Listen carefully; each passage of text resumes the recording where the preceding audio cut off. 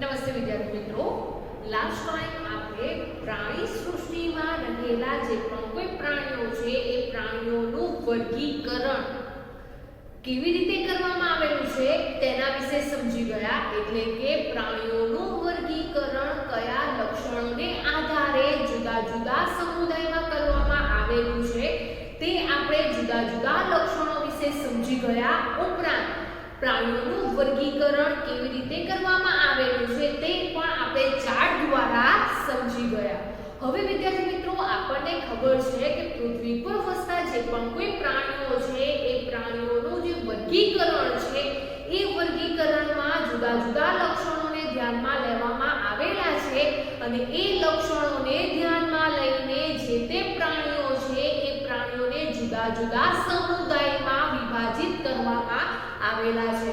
તો પૃથ્વી પર રહેલા જે પણ કોઈ પ્રાણીઓ છે એ પ્રાણીઓને કયા કયા સમુદાયમાં વિભાજિત કરવામાં આવેલા છે?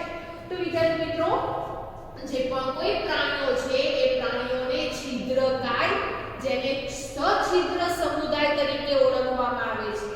ત્યાર પછી કોષ્ઠાંતરી સમુદાય, પૃથુકૃમિ સમુદાય, સૂત્રકૃમિ સમુદાય, નુપુરક સમુદાય, સંધિપાદ સમુદાય, મૃદુકાય સમુદાય, સૂળત્વચી સમુદાય અને પ્રાથમિક મેરુદંડી અને મેરુદંડી સમુદાયમાં વિભાજિત કરવામાં આવેલા છે.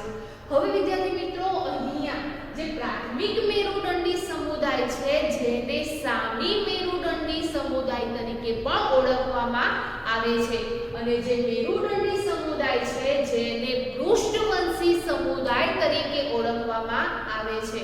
તો જે તે પ્રાણીઓ છે એ પ્રાણીઓમાં જોવા મળતા જે જુદા જુદા ભિન્ન લક્ષણો છે એ ભિન્ન લક્ષણોને આધારે પ્રાણીઓને જુદા જુદા સમુદાયમાં વિભાજિત કરવામાં આવેલા છે અને કયા લક્ષણોને આધારે તેમને જુદા જુદા ભાગમાં વિભાજિત કરવામાં આવેલા છે તે આપણે લાસ્ટ ટાઈમ સમજી ગયા છે. હવે વિદ્યાર્થી મિત્રો, આ જે પણ કોઈ સમુદાયમાં જોવા મળતા જે પણ કોઈ પ્રાણીઓ છે એ પ્રાણીઓમાં કેવા પ્રકારના લક્ષણો જોવા મળે છે તેના વિશે આપણે સવિસ્તાર સમજીએ. તો જે જુદા જુદા સમુદાય છે એ જુદા જુદા સમુદાયના લક્ષણોની વાત કરીએ તો એમાં સૌથી પહેલો સમુદાય છે છિદ્રકાય સમુદાય. અને આ જે છિદ્રકાય સમુદાય છે જેને સછિદ્ર તરીકે પણ ઓળખવામાં આવે છે. તો વિદ્યાર્થી મિત્રો, જે સછિદ્ર સમુદાય છે અથવા તો જે છિદ્રકાય સમુદાય છે એ સમુદાયમાં કેવા પ્રાણીઓનો સમાવેશ થતો જોવા મળે છે? એટલે કે એ સમુદાયમાં રહેલા જે પણ કોઈ પ્રાણીઓ છે એ પ્રાણીઓમાં કેવા લક્ષણો જોવા મળે છે? તો આપણે લાસ્ટ ટાઈમ જે લક્ષણો સમજી ગયા છે એ લક્ષણો અહીંયા આ જે કોષ્ટક છે એ કોષ્ટકમાં દર્શાવેલા છે કે આયોજનનું સ્તર, ગર્ભ સ્તર, સંમિતિ, દેહકોષ, ખંડન, પરિવહન તંત્ર, પાચન તંત્ર, શ્વસન તંત્ર અને બીજા કેટલાક વિશિષ્ટ લક્ષણો જોવા મળે છે તે પણ અહીંયા દર્શાવેલા છે. તો વિદ્યાર્થી મિત્રો, સમુદાયમાં રહેલા જે પણ કોઈ પ્રાણીઓ છે એ પ્રાણીઓમાં જોવા મળતા જે જુદા જુદા લક્ષણો છે એ લક્ષણોની આપણે વાત કરીએ અને એ જે લક્ષણો છે એ લક્ષણો અહીંયા કોષ્ટકમાં દર્શાવેલા છે. એટલે કે આપણે જુદા જુદા સમુદાયના જે પણ કોઈ લક્ષણો છે એ કોષ્ટક દ્વારા સમજીશું. તેમાં સૌથી પહેલું છે છિદ્રકાય સમુદાય, જેને સછિદ્ર સમુદાય તરીકે ઓળખવામાં આવે છે. તો વિદ્યાર્થી મિત્રો, છિદ્રકાય સમુદાયમાં રહેલા જે પણ કોઈ પ્રાણીઓ છે એ પ્રાણીઓમાં કેવા પ્રકારના લક્ષણો જોવા મળે છે? તો એ જે પ્રાણીઓ છે એ પ્રાણીઓ સૌથી પહેલા તો વિદ્યાર્થી મિત્રો, છિદ્રકાય નો અર્થ શું થાય છે? તો આવા જે પ્રાણીઓ છે એ છિદ્ર યુક્ત જોવા મળે છે. તેમનું શરીર કેવું જોવા મળે છે? તો તેમનું શરીર છિદ્રો વાળું જોવા મળે છે. તો જે સજીવો છે, જે પ્રાણીઓ છે એ છિદ્રિષ્ટ જોવા મળે છે એવા જે પણ પ્રાણીઓ છે એમને છિદ્રકાય સમૂહમાં મૂકવામાં આવેલા છે. જેમનું આયોજન કેવું જોવા મળે છે? તો તેમના શરીરનું આયોજન કોષીય જોવા મળે છે. એટલે કે કોષીય સ્તરીય કોને કહેવામાં આવે છે? જે આપણે લાસ્ટ ટાઈમ સમજી ગયા છે કે જે પણ પ્રાણીઓ છે એ પ્રાણીઓનું જે શરીર છે એ શરીર સમાન કાર્ય કરવા માટે જે કાર્યની દ્રષ્ટિએ જે કોષો છે એ કોષો ભેગા થતા નથી, કોષો છૂટા છવાયેલા જોવા મળે છે, તેવા જે આયોજન છે જેને કોષીય સ્તરીય આયોજન તરીકે ઓળખવામાં આવે છે. હવે આપણને ખબર છે પ્રાણીઓ બહુકોષી પ્રાણીઓ છે, તો અહીંયા જુદા જુદા જે સમુદાય છે એ સમુદાયમાં બહુકોષી પ્રાણીઓ જોવા મળે છે, પરંતુ એમાં છિદ્રકાય સમુદાયમાં જે કોષો છે એ કોષોની ગોઠવણી શિથિલ જોવા મળે છે, જેથી તેમનું આયોજન કેવું જોવા મળે છે? કોષીય જોવા મળે છે. ત્યારબાદ વિદ્યાર્થી મિત્રો આપણે ગર્ભસ્તરની વાત કરીએ તો છિદ્રકાય સમુદાયમાં રહેલા જે પણ કોઈ પ્રાણીઓ છે એમાં ગર્ભસ્તર જોવા મળતા નથી. ત્યાર પછી સમમિતિની વાત કરીએ તો વિવિધ પ્રકારની સમમિતિ જોવા મળે છે. અરીય સમમિતિ પણ જોવા મળે છે, દ્વિપાર્શ્વ સમમિતિ પણ જોવા મળે છે અને કેટલાક પ્રાણીઓમાં અસમમિતિ પણ જોવા મળે છે. તો સમમિતિ કોને કહેવાય છે તે આપણે અગાઉ સમજી ગયા છે. તો અહીંયા છિદ્રકાય સમુદાયમાં રહેલા જે પણ કોઈ પ્રાણીઓ છે એ પ્રાણીઓમાં વિવિધ પ્રકારની સમમિતિ જોવા મળે છે. આ ઉપરાંત વિદ્યાર્થી મિત્રો એ પ્રાણીઓમાં દેહકોષનો અભાવ જોવા મળે છે, એટલે કે એ કેવા પ્રાણીઓ છે તો અદેહકોષી પ્રાણીઓ છે. તો જે પ્રાણીઓમાં દેહકોષનો અભાવ જોવા મળે છે, દેહકોષ ગેરહાજર હોય છે તેને અદેહકોષી તરીકે ઓળખવામાં આવે છે. ત્યાર પછી ખંડન, તો છિદ્રકાય સમુદાયમાં રહેલા પ્રાણીઓમાં ખંડન જોવા મળતું નથી, એટલે કે એમનું શરીર છે એ શરીર ખંડમય જોવા મળતું નથી. ત્યાર પછી આપણે પરિવહન તંત્રની વાત કરીએ તો પરિવહન તંત્ર ગેરહાજર હોય છે. તો વિદ્યાર્થી મિત્રો જે પણ કોઈ પદાર્થો છે એ પદાર્થોનું વહન કેવી રીતે થાય છે? પરિવહન તંત્ર તો ગેરહાજર જોવા મળે છે, તેનો અભાવ જોવા મળે છે. તો આ છિદ્રકાય સમુદાયમાં રહેલા જે પણ કોઈ પ્રાણીઓ છે એ પ્રાણીઓ છિદ્રિષ્ઠ જોવા મળે છે, એમનું શરીર છિદ્રો વાળું જોવા મળે છે અને જે છિદ્રો છે એ છિદ્રો નલિકા તંત્ર આગળ જોવા મળે છે. તો એ જે પણ કોઈ પદાર્થોનું પરિવહન છે એ પદાર્થોનું પરિવહન એ શાના દ્વારા કરે છે? તો એ નલિકા તંત્ર દ્વારા કરે છે. તો છિદ્રકાય સમુદાયમાં રહેલા જે પણ કોઈ પ્રાણીઓ છે પ્રાણીઓ છિદ્રોવાળા જોવા મળે છે અને છિદ્રો નલિકા તંત્ર સાથે જોડાયેલા હોય છે અને પરિવહન નલિકા તંત્ર દ્વારા કરે છે. આ ઉપરાંત પાચન તંત્ર પણ ગેરહાજર હોય છે અને શ્વસન તંત્ર પણ ગેરહાજર હોય છે. કેમ ગેરહાજર હોય છે? તો વિદ્યાર્થી મિત્રો આપણે સમજી ગયા કે છિદ્રકાયનું આયોજન કોષીય રીતે થયેલું હોય છે, તેમાં પેશી, અંગો કે અંગતંત્રોની રચના જોવા મળતી નથી, જેથી કરીને જે પણ કોઈ અંગતંત્રો છે એ અંગતંત્રની ગેરહાજરી જોવા મળે છે.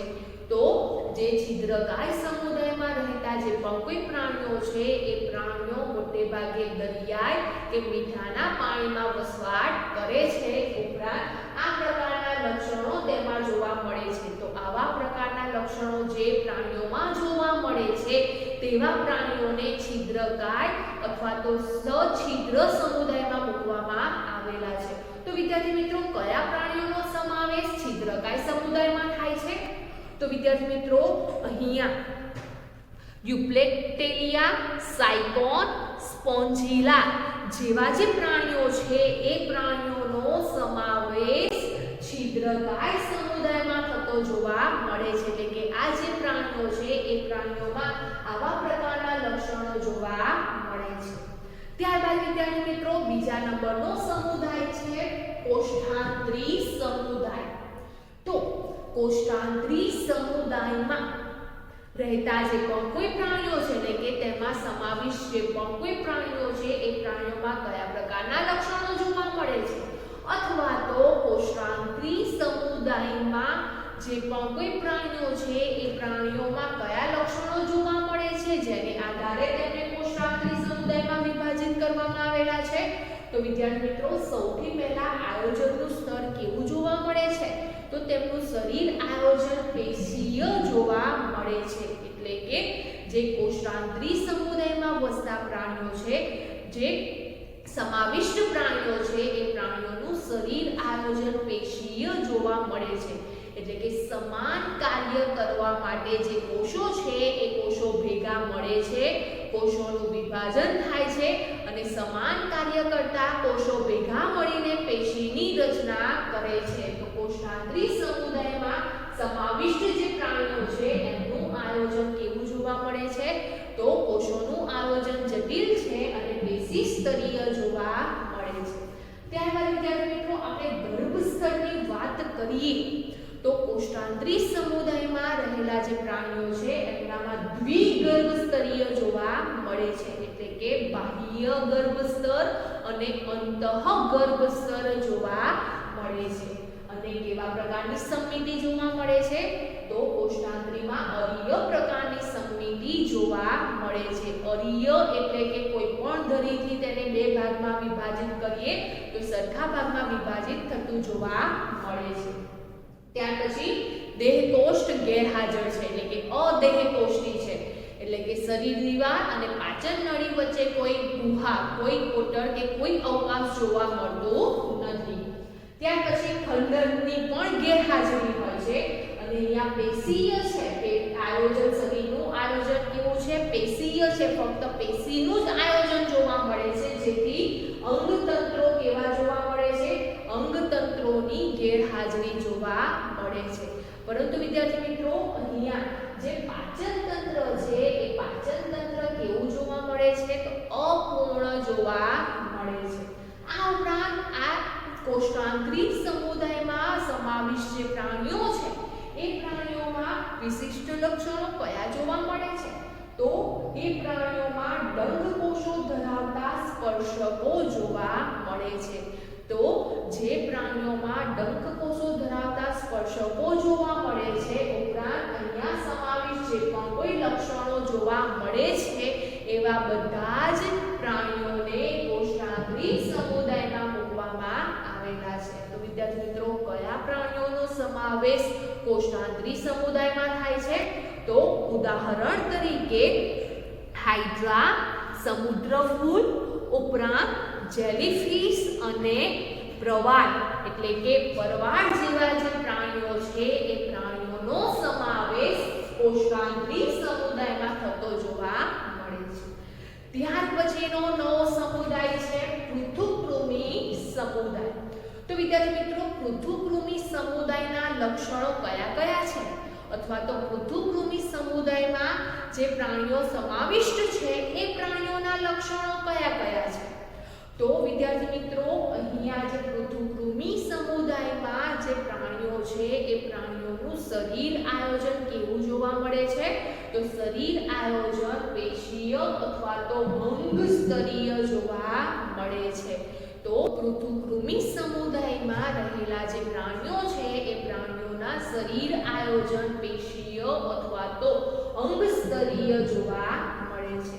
આ ઉપરાંત વિદ્યાર્થી મિત્રો પૃથુકૃમિ સમુદાયના પ્રાણીઓમાં ગર્ભ સ્તર કેવું જોવા મળે છે? તો ત્રિગર્ભ સ્તરીય જોવા મળે છે. તો વિદ્યાર્થી મિત્રો અહીંયા જે પૃથુકૃમિ સમુદાય છે એ પૃથુકૃમિ સમુદાયના લક્ષણો જણાવો અથવા તો એ પ્રશ્ન તમને બીજી રીતે પણ પૂછી શકે છે કે સૌપ્રથમ ત્રિગર્ભ સ્તરીય આયોજન ધરાવતા જે પણ કોઈ સમુદાય છે કે પ્રાણી સમૂહ છે તેના લક્ષણો ધરાવો અથવા તો તે સમુદાયનું નામ જણાવો. તો સૌપ્રથમ ત્રિગર્ભ સ્તરીય આયોજન કયા સમુદાયમાં જોવા મળ્યું છે?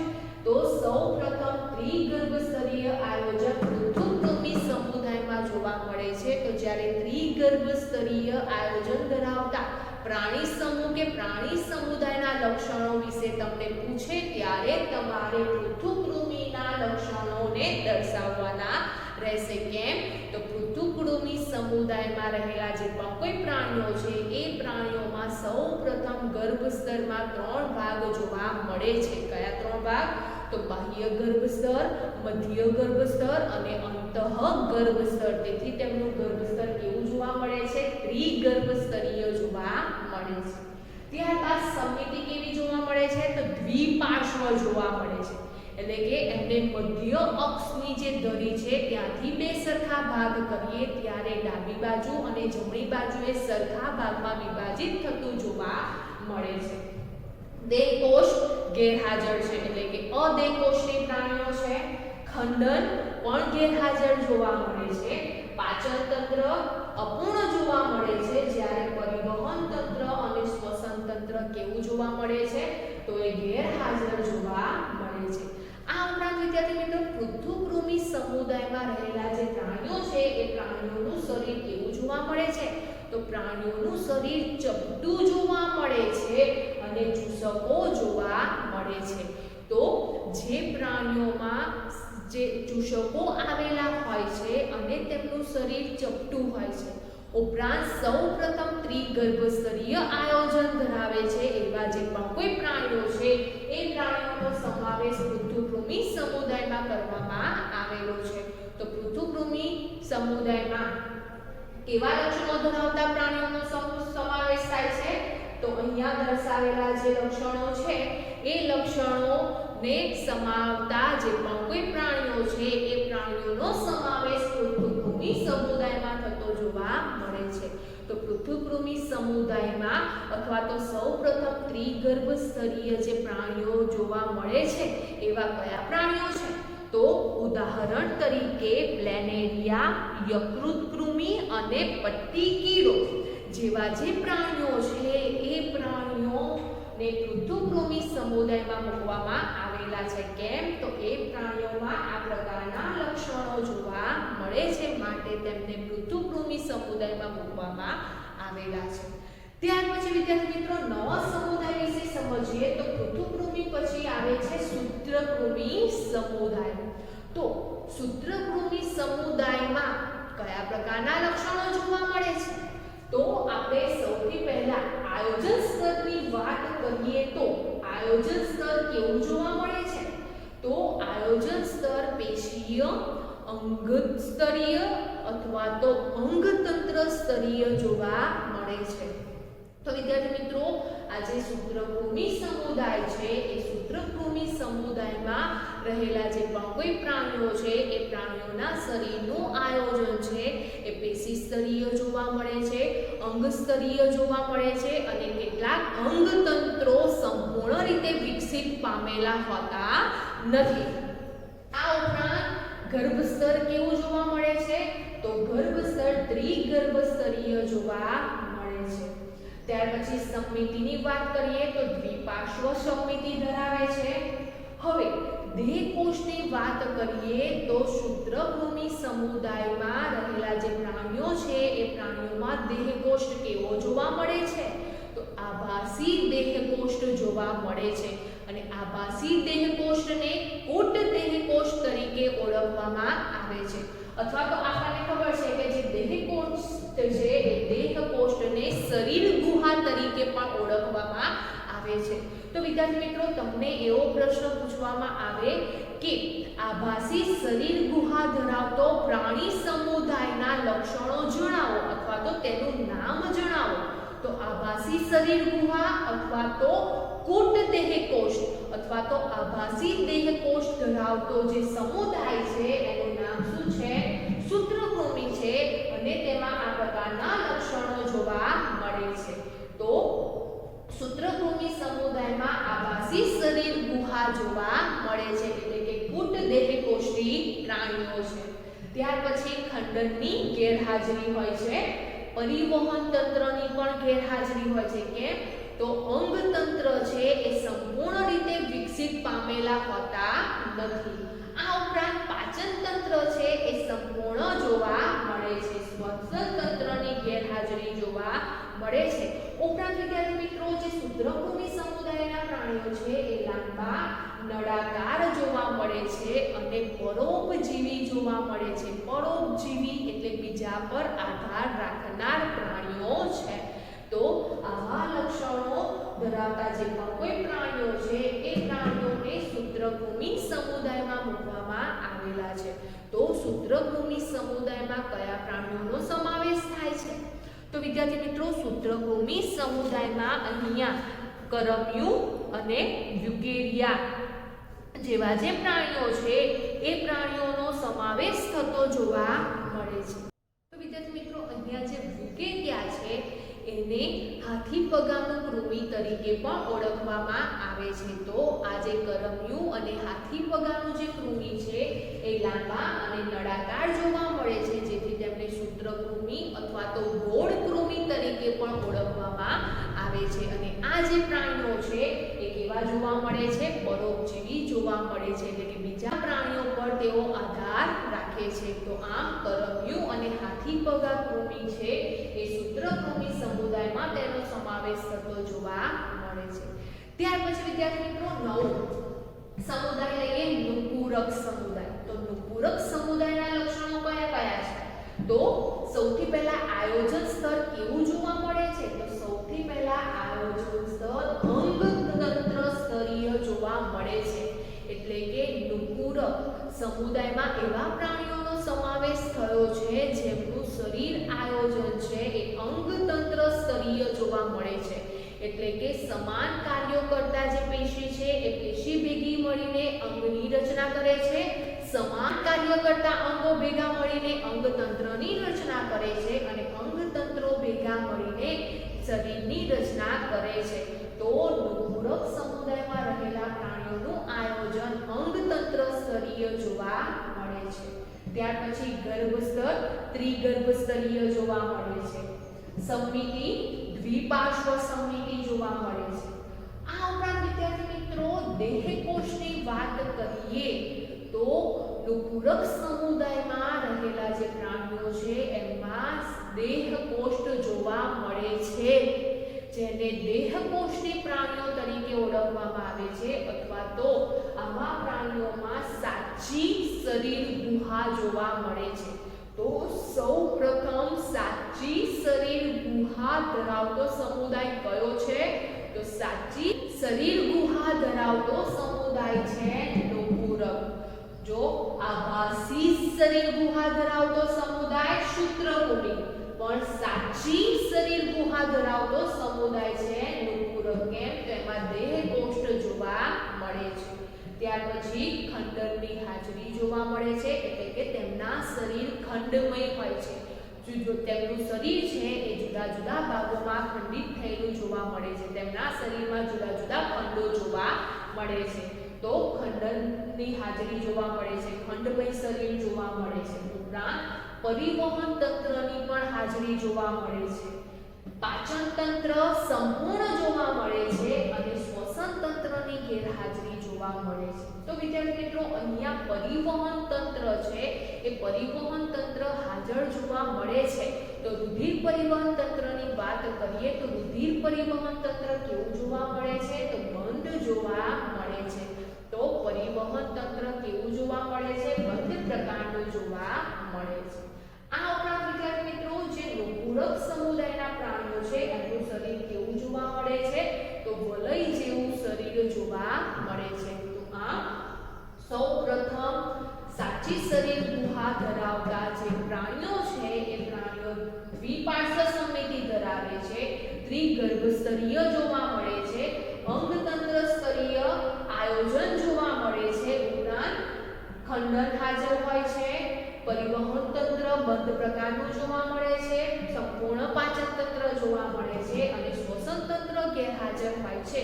એવા લક્ષણો ધરાવતા જે પ્રાણીઓ છે એ પ્રાણીઓને નુપુરક સમુદાયમાં મૂકવામાં આવેલા છે. તો નુપુરક સમુદાયમાં કયા કયા પ્રાણીઓનો સમાવેશ થાય છે? તો ઉદાહરણ તરીકે રેતી કીડો, અળસિયું અને જે જડો જેવા જે પ્રાણીઓ છે એ પ્રાણીઓનો સમાવેશ નુપુરક સમુદાયમાં થતો જોવા મળે છે.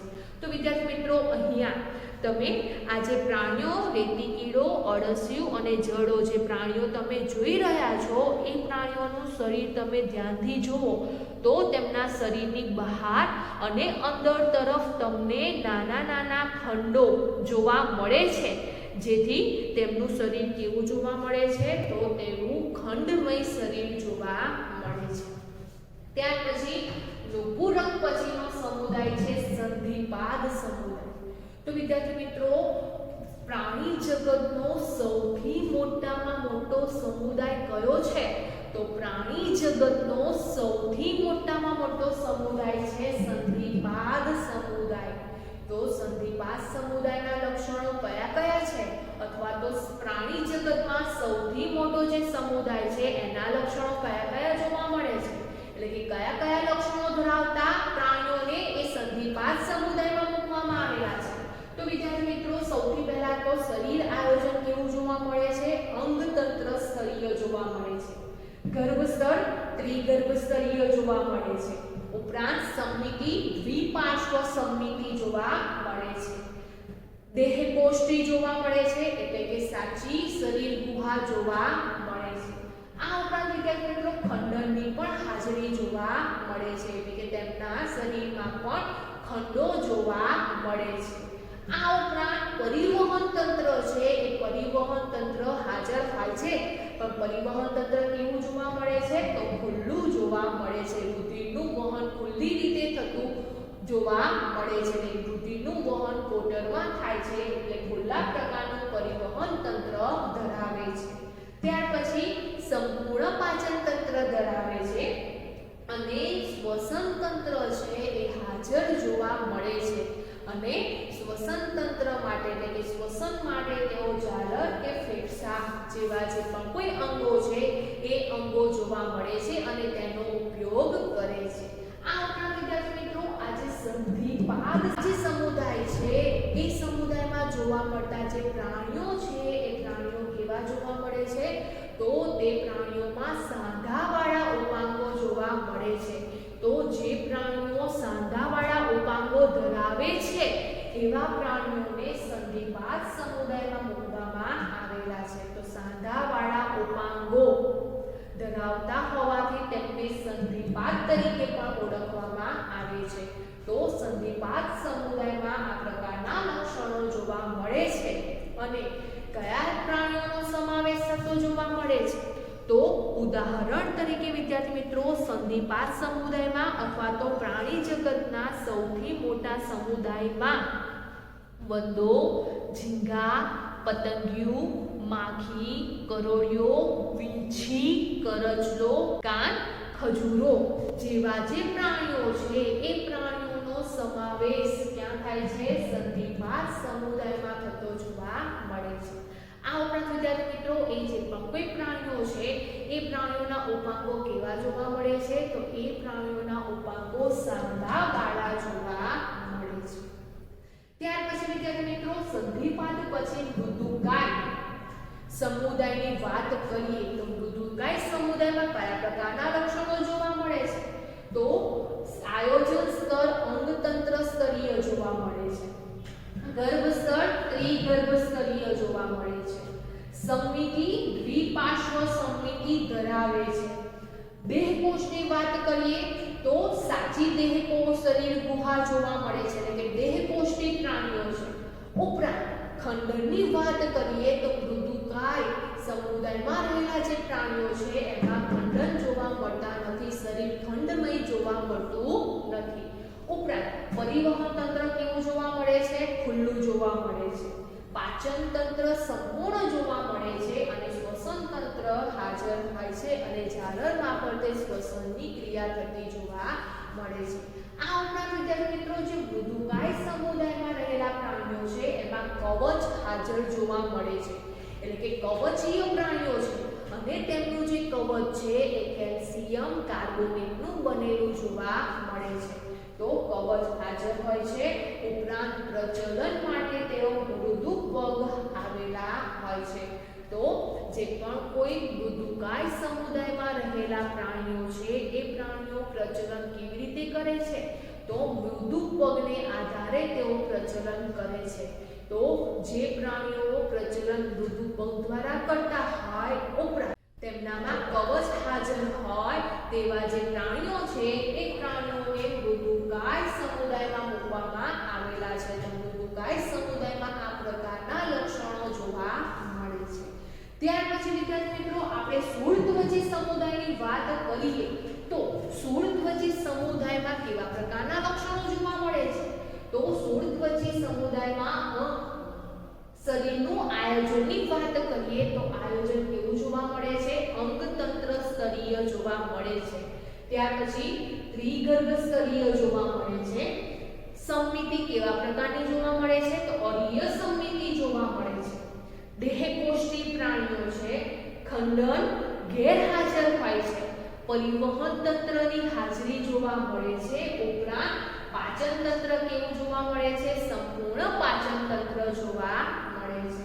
અને શ્વસન તંત્ર હાજર હોય છે અને શ્વસન તંત્ર માટે જલવાહક તંત્ર જોવા મળે છે।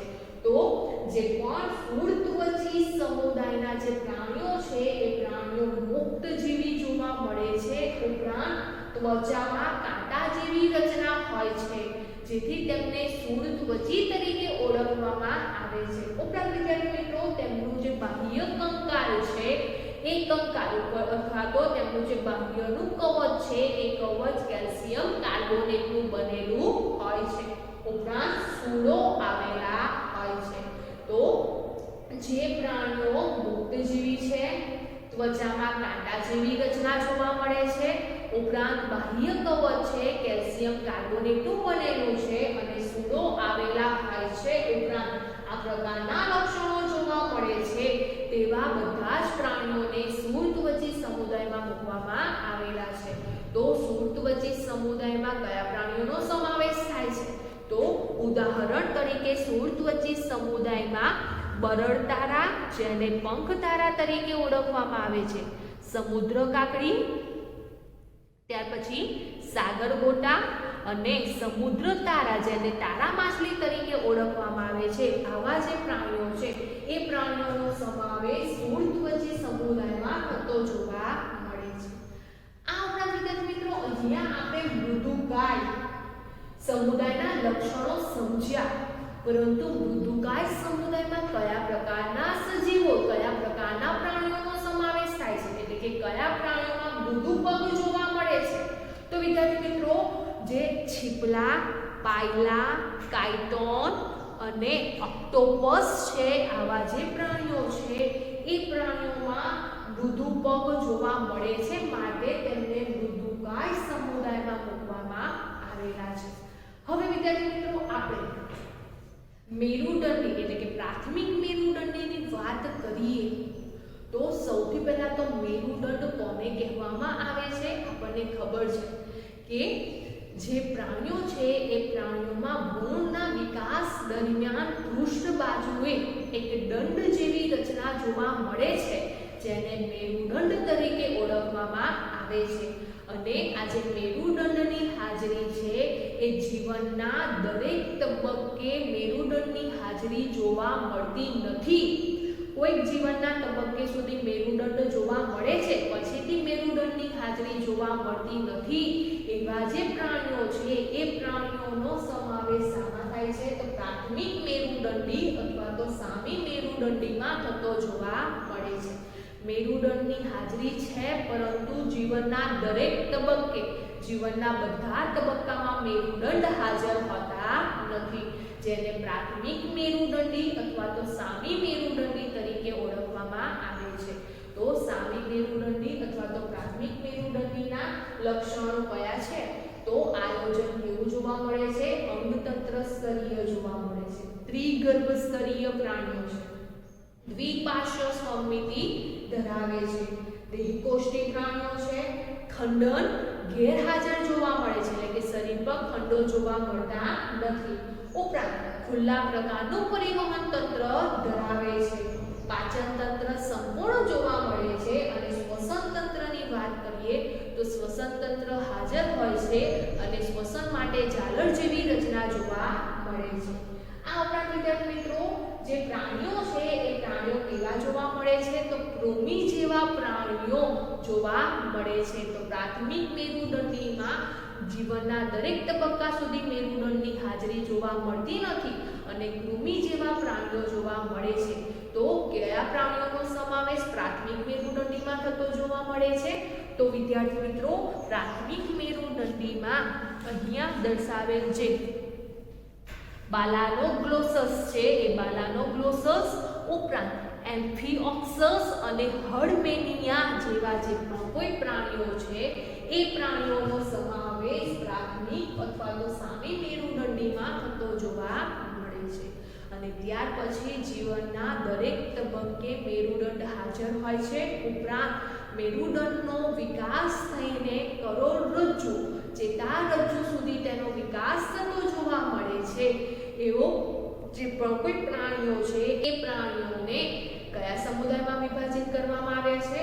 તો એ પ્રાણીઓને મેરુદંડીમાં વિભાજિત કરવામાં આવ્યા છે. અને એવા પ્રાણીઓ ધરાવતો જે સમુદાય છે જેને પૃષ્ઠવંશી તરીકે ઓળખવામાં આવે છે. તો પૃષ્ઠવંશી સમુદાયમાં રહેલા જે કોઈ પ્રાણીઓ છે એ પ્રાણીઓમાં પૃષ્ઠ બાજુએ જે મેરુદંડ છે એ મેરુદંડનો વિકાસ થઈ કરોડરજ્જુમાં તેનો વિકાસ થતો જોવા મળે છે. તો પૃષ્ઠવંશી જે પ્રાણીઓ છે એ પૃષ્ઠવંશી પ્રાણીઓમાં કયા પ્રકારના લક્ષણો જોવા મળે છે? તો પૃષ્ઠવંશી પ્રાણીઓમાં આયોજન સ્તર કેવું જોવા મળે છે? અંગતંત્ર સ્તરીય જોવા મળે છે. ત્રિગર્ભ સ્તરીય આયોજન જોવા મળે છે. ઉપરાંત સમમિતિ કેવા પ્રકારની છે? તો દ્વિપાર્શ્વ સમમિતિ ધરાવે છે. દેહકોષ્ઠી પ્રાણીઓ છે. ત્યાર પછી ખંડર હાજર જોવા મળે છે, એટલે કે શરીરમાં જુદા જુદા ખંડોની હાજરી જોવા મળે છે. ઉપરાંત પરિવહન તંત્ર હાજર છે, પરંતુ બંધ પ્રકારનું પરિવહન તંત્ર જોવા મળે છે. સંપૂર્ણ પાચન તંત્ર જોવા મળે છે. શ્વસન તંત્રની પણ હાજરી જોવા મળે છે. અને શ્વસન તંત્ર માટે એટલે કે શ્વસન માટે ઝાલર કે ફેફસા જેવી રચનાઓ જોવા મળે છે. આ ઉપરાંત વિદ્યાર્થી મિત્રો મૂત્રપિંડની રચના પણ જોવા મળે છે, એટલે કે ઉત્સર્જન તંત્રની પણ રચના જોવા મળે છે. આ ઉપરાંત વિદ્યાર્થી મિત્રો મેરુદંડ ધરાવે છે અને પૃષ્ઠ બાજુએ ચેતારજ્જુની હાજરી જોવા મળે છે. તો આવા લક્ષણો ધરાવતા જે પ્રાણીઓ છે એ પ્રાણીઓને મેરુદંડી એટલે કે પૃષ્ઠવંશી સમુદાયમાં વિભાજિત કરવામાં આવેલા છે.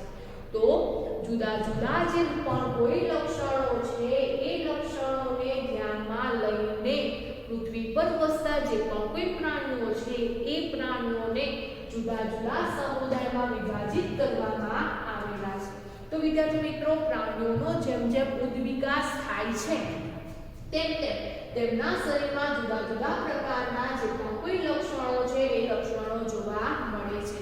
ઉદાહરણ તરીકે વિદ્યાર્થી મિત્રો સૌથી પહેલા આયોજન સ્તરની વાત કરીએ તો છિદ્રકાયમાં કોષીય સ્તરીય આયોજન જોવા મળે છે. કોષાંતરીમાં પેશીય સ્તરીય આયોજન જોવા મળે છે.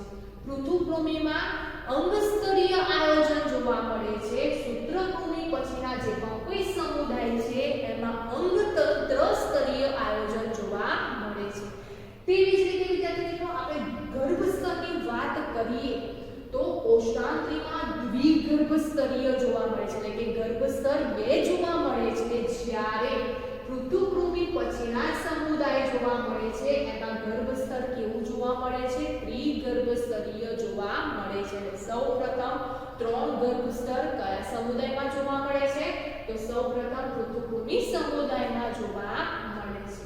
ત્યાર પછી આપણે દેહકોષની વાત કરીએ તો દેહકોષ છે એ છિદ્રકાય, કોષાંતરી અને પૃથુકૃમિમાં ગેરહાજર જોવા મળે છે, એટલે કે એવા અદેહકોષની પ્રાણીઓ છે. જ્યારે આભાસી દેહકોષ છે, આભાસી શરીર ગુહા છે, એ શરીર ગુહા ધરાવતા જે પ્રાણીઓ છે એને સૂત્રકૃમિ સમુદાયમાં મૂકવામાં આવેલા છે. અને ત્યાર પછીના જે પ્રાણીઓ છે એમાં સાચી શરીર ગુહા જોવા મળે છે, દેહકોષ જોવા મળે છે, એવા બધા પ્રાણીઓ પૂરક પછીના સમુદાયમાં વિભાજિત થતા જોવા મળે છે. સૌપ્રથમ સાચી શરીર ગુહા ધરાવતો સમુદાય કયો છે? તો સાચી શરીર ગુહા ધરાવતો સમુદાય પૂરક છે. અને પ્રાણી જગતનો સૌથી મોટામાં મોટો સમુદાય કયો છે? તો પ્રાણી જગતનો સૌથી મોટામાં મોટો સમુદાય છે સંધિપાદ સમુદાય. તો પૃથ્વી પર વસતા જે પણ કોઈ પ્રાણીઓ છે એ પ્રાણીઓમાં જુદા જુદા લક્ષણો જોવા મળે છે અને ભિન્ન લક્ષણોને આધારે પ્રાણીઓને જુદા જુદા સમુદાયમાં મૂકવામાં આવેલા છે. આ ઉપરાંત વિદ્યાર્થી મિત્રો અહીંયા છેલ્લે આપણે પૃષ્ઠવંશી સમુદાય વિશે સમજ્યા. તો પૃષ્ઠવંશી સમુદાયમાં કયા પ્રાણીઓનો સમાવેશ થતો જોવા મળે છે? તો પૃષ્ઠવંશી પ્રાણીઓમાં દેડકા, સાપ, ગરોળી, મનુષ્ય, વાંદરો, ચામાચીડિયું, કાગડો, કબૂતર, માછલી જેવા જે પણ કોઈ પ્રાણીઓ છે એ પ્રાણીઓનો સમાવેશ પૃષ્ઠવંશીમાં થતો જોવા મળે છે. પરંતુ વિદ્યાર્થી મિત્રો, અહીંયા આ જે પણ કોઈ પ્રાણીઓ છે એ પ્રાણીઓમાં પણ કેટલાક ભિન્ન લક્ષણો જોવા મળે છે. ઉદાહરણ તરીકે દેડકો અને આપણે કબૂતરની વાત કરીએ તો દેડકા કબૂતરમાં કેટલાક ભિન્ન લક્ષણો જોવા મળે છે, જેથી કરીને દેડકાને અને કબૂતરને પૃષ્ઠવંશી સમુદાયમાં તો મૂકેલા છે, પરંતુ તેમને જુદા જુદા વર્ગોમાં વિભાજિત કરવામાં આવેલા છે. તો પૃષ્ઠવંશી પ્રાણીઓમાં વસતા અથવા તો સમાવિષ્ટ જે પણ કોઈ પ્રાણીઓ છે એ પ્રાણીઓમાં પણ કેટલાક ભિન્ન લક્ષણો જોવા મળે છે અને ભિન્ન લક્ષણોને આધારે તેમને જુદા જુદા વર્ગોમાં વિભાજિત કરેલા છે. તો પૃષ્ઠવંશી પ્રાણીઓને કયા કયા વર્ગોમાં વિભાજિત કરવામાં આવે છે તે આપણે પછીથી સમજીશું. તો આજે આપણે ફક્ત પ્રાણીઓમાં કયા કયા સમુદાય જોવા મળે છે અને જુદા જુદા સમુદાયમાં કયા કયા પ્રકારના લક્ષણો જોવા મળે છે તે